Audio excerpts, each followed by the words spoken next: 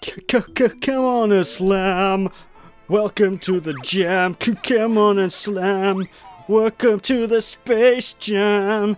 Hello everyone, and welcome back to Banjo Tooie on the Nintendo 64. I am one Welsh sheep yet again, and today, ladies and gentlemen, we're gonna go and actually start exploring the space zone of Witchy World. And actually, starting off with that, we're gonna be doing the flying saucer mission. You know, the saucer apparel that we just powered up in the previous part. And the saucer apparel here is a mission that may take you a couple of attempts if you want to get everything, because this minigame actually has 2 prizes depending on how good you play. If you play exceptionally well, you get a Jiggy and a Cheeto page, and if you don't play that well, then you get bugger all. So yeah, basically jump onto the saucer apparel whenever you're ready, and it's essentially a rail shooter. So if you've ever played a rail shooter, if you've ever shot anything, then this minigame will be hopefully quite easy to you. The big problem with this minigame is it is a little bit fiddly to get used to the aiming, because obviously the N64 controller is terrible, and the aiming is it can throw some people off, you know, ladies and gentlemen. But what I sort of recommend is going after all these targets, and you always want to do the same thing as before, focusing greens and blues, and the reds are like, you only pick up the reds if necessary, you know, ladies and gentlemen, you know, if they're along the way. Like, for example, if you get a load of reds like that, just get a lot of them. But what I sort of recommend is getting used to using half-quarter circles on the analog stick, because then you'll be able to get all these targets with no problem. But this may take you a couple of attempts to get through, what can I tell you? And it is literally just a tour of Witchy World with a shooting gallery. You know, you just go through each of the areas of Witchy World, shooting everything. And honestly, this was my favorite minigame to play as a kid in this game. It's, I don't know, I just like the idea of going through all these areas, you know, all these scenic, well, back then this was pretty damn good looking, so extremely good looking scenic environments, and shooting all these targets, you know. I don't know, I just used to love going through this minigame as a child, as a wee lad, what can I tell you? But, yeah, you know, it's nothing special. It is literally just shooting targets. However, you do need quite a large score in order to get everything in this one, folks. So if you struggle to get the right amount of points, it may take you 1 or 2 attempts. That's mainly what I'm getting at here, you know, folks. So just keep at it, and don't worry if you don't get everything your first try. Like in this LP, I actually didn't get the best score that I needed, so I actually had to repeat this minigame. But you know, it's fun nonetheless. What can I tell you? But the big, like, those, my words are not coming out of my mouth. I'm thinking of the words, but they're not coming out of my mouth. The big line of blue targets that we just went past, for example, those are ones we need to specifically look out for, and it may put some people off as well, because the targets do sometimes, what's the word I'm looking for here? They sometimes just sort of pop up out of nowhere, so you do need to keep an eye out, keep your wits about you. But again, like I said, the minigame's easy, it's just a matter of pointing and clicking. If you're good at pointing and clicking, you should be able to get through this no problem. That's mainly what I'm getting at here, you know, folks. But what I do kind of recommend it is, by the time you leave this area, is to have at least 400, is it 400? Yeah, at least 400 points by the time you leave this area, because otherwise you will probably be a bit short, because I'm actually 5 points short from when I do this mission now, I'm actually 5 points off from getting both prizes, you know, from this one. So basically, what I advise is just try and get at least 400 when you're in that area. That's the main thing. But, you know, if your aim is impeccable enough, you can still easily get by. But it's challenging, what can I tell you? And whenever Banjo and whatnot does these stupid backflips as well, it can be off-putting, because sometimes you move so quickly you physically can't react. So sometimes you need to aim before the things show up, but you know, again, trial and error, you'll get this done without any problem. Unfortunately, I did fail, as I said, so I'm gonna have to redo this. But you know, Bob's Your Uncle is still a fairly simple minigame, and it's still one of my favourite ones to play through. That's one thing I'll say. Oh, you get the Cheeto page first and the Jiggy afterwards. Alright then. So you need the thing to get the Jiggy. Damn it. Well, let's try that again, shall we?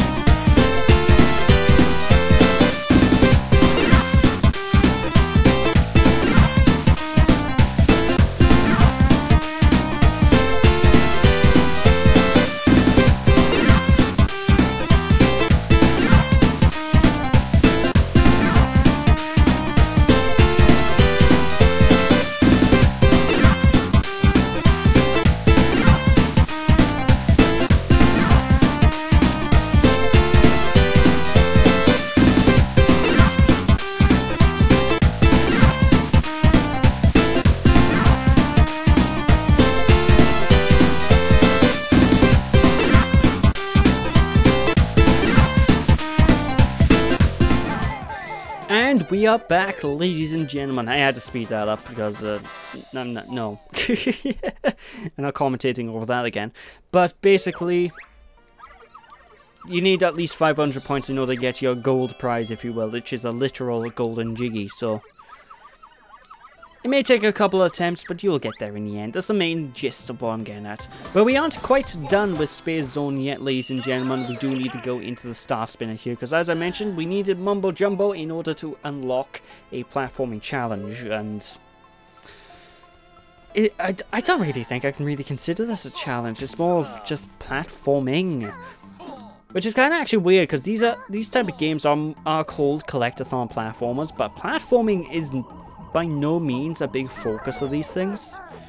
Like, it's mainly all about exploring the areas and basic collecting stuff. Honestly, I think collectathon adventure games would probably fit the genre of these more, but I suppose technically there is platforming in them, as basic as it is. So, but that's always something I found weird. Like, collectathon platformers don't always seem to be very platformy, and it makes sense because that's not the focus of them.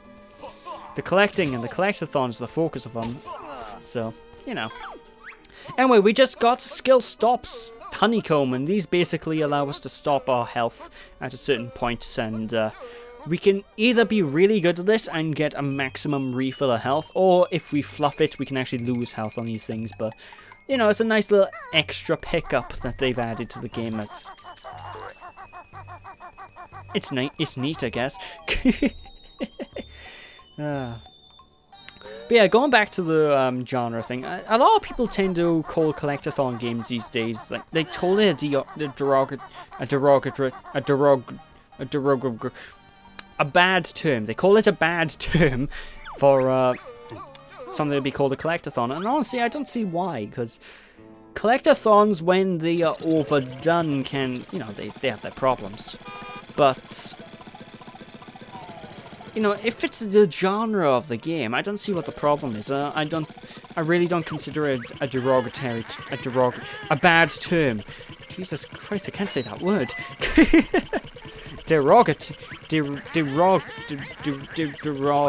Oh, fuck it.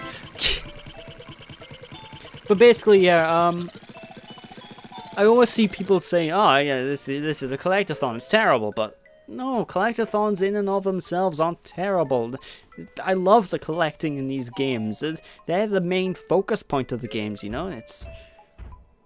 I mean, if it's something like, I don't know, say, pull a random name on my hat of things here, Ubisoft. If it's the average Ubisoft game with like 5,000 collectibles that all do nothing, then yeah, okay, collectathon is a bad term.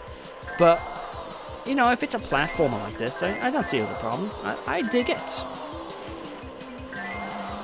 But I digress. Anyways, time for the Dodgem challenge, and this right here, ladies and gentlemen, is essentially bumper cars.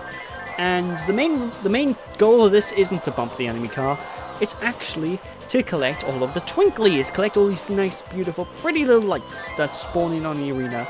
And the general rules from the previous minigames apply. Go for blues, go for greens, and for the most part only pick up the reds along the way. And, you know, as long as you keep up with that mentality, you'll be able to get through this just fine. But unfortunately, much like with the kickball stadium in the first world of the game, this is 3 rounds. And every single round we actually get into this, we get, you know, things get a little bit more trickier. They add more enemies, and things are a bit harder to do. Like the second round by here, we do have 2 of them versus me, which, you know, is still very simple. Just move around the arena in a clockwise motion, and you'll be just fine. The only one I can really see people having major trouble with is the 3rd round of this, and I'll talk about that when we get to it, because it actually has some nice AI programming I want to talk about, but, you know, just either go clockwise or counterclockwise around the arena, and you'll be able to get through this with no effort. And you'll notice as well sometimes that the enemies will also be able to pick up twinklies themselves, and this doesn't lower your score at all, so don't worry too much about that. But, it does make things a bit harder, because when the enemies go and pick up the twinklies, obviously then the twinklies no longer on the field, so you need to wait for a new one to respawn. So it can be annoying, but, you know, it's easy enough to deal with here. Just drive around in circles, really. Like, literally drive around, oh, Jesus, my words aren't working today. Literally go circles around them, and you will be fine, ladies and gentlemen, as that's the main what I'm getting at here. Yeah, there's the 3rd challenge. Oh boy. Alright, the 3rd challenge of this is, like I said, the hardest one. And the big difference with the 3rd challenge of this minigame is the fact that instead of 2 versus 1 or 1 versus 1, we have 3 versus 1. Which basically means that you're going to get cornered a lot. And I mean a hell of a lot in this one, folks. And one thing I do kind of like about the AI here is, if you get cornered by the AI, one of the other drivers will actually get out of, you know, they will uncorner you and actually try to collect twinklies to try and get them off the field to stop you getting them. And I don't know, it's such a simple, like, AI thing, but I honestly like it. It means the enemies are doing a bit more than just driving into you like a pleb, you know, ladies and gentlemen, so I appreciate that. But, yeah, the mission is still exactly the same as it was last time. It's just now a minor inconvenience, so you need to worry about these guys clipping you more often. But, you know, it's still fairly simple as long as you take the same tactic of go around in circles and pick up all of the colours that aren't red, you know? Unless there's nothing but reds, in that case, pick up all the reds. But basically, just focus on the right colours and you'll be fine. You know, ladies and gentlemen. And sometimes you can get lucky as well when nothing but greens and nothing but blues will spawn in, and I always love it when that happens. But yeah, we done it. Easy peasy lemon squeezy, so let's just get our prize and get on out of here, shall we? Mmm, delicious!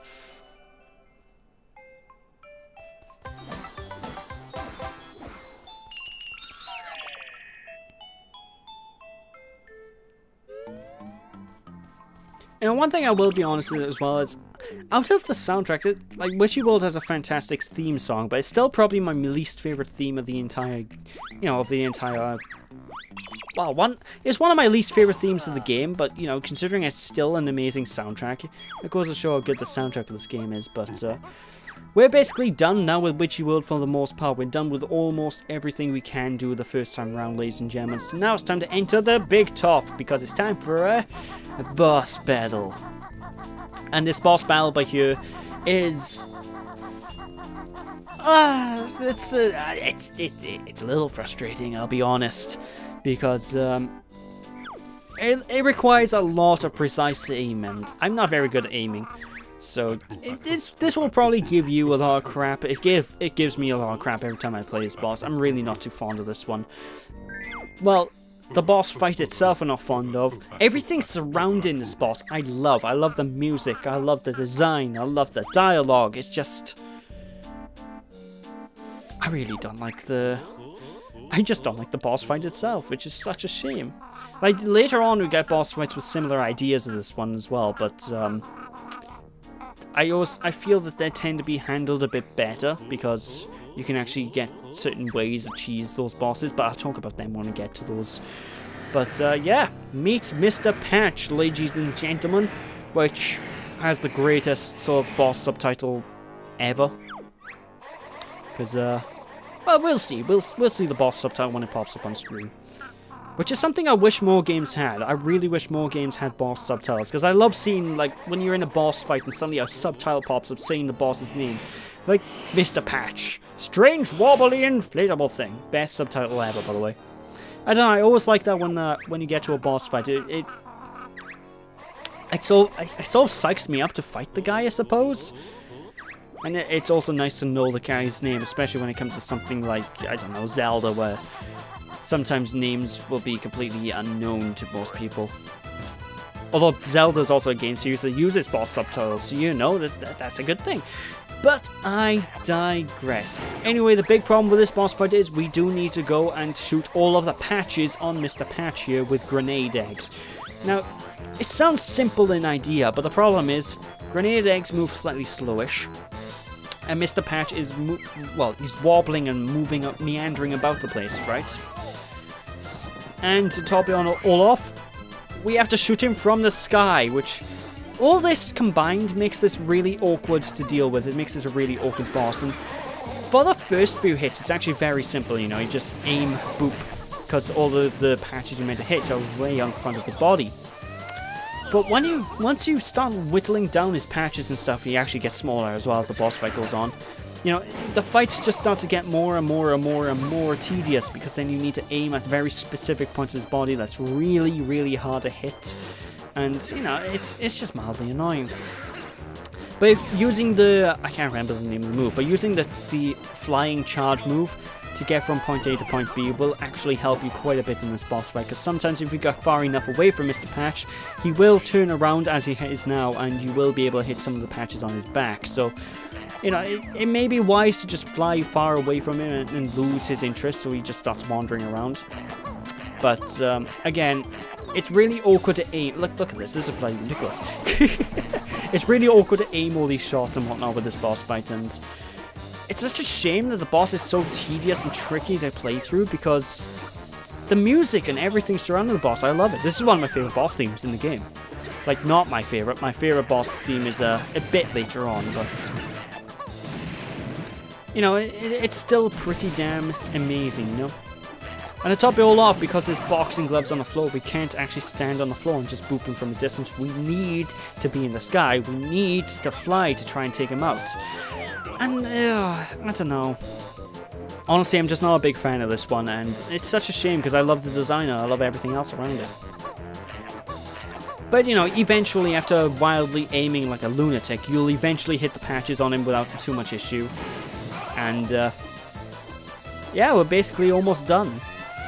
Again, the boss does get harder and harder and harder as the match goes on, because obviously he gets smaller and smaller, which means the weak points are...